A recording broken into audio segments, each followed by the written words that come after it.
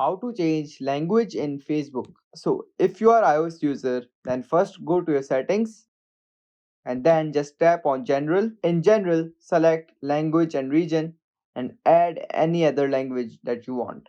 After adding that language, go to your Facebook application. So now the now this process will be same for both iOS and Android user. And then just go to menu. After coming into menu, scroll down and go to settings. Here in settings, you can see there's an option for language and region. Just tap on it and then just tap on the first option. Here you can see an option for preferred language.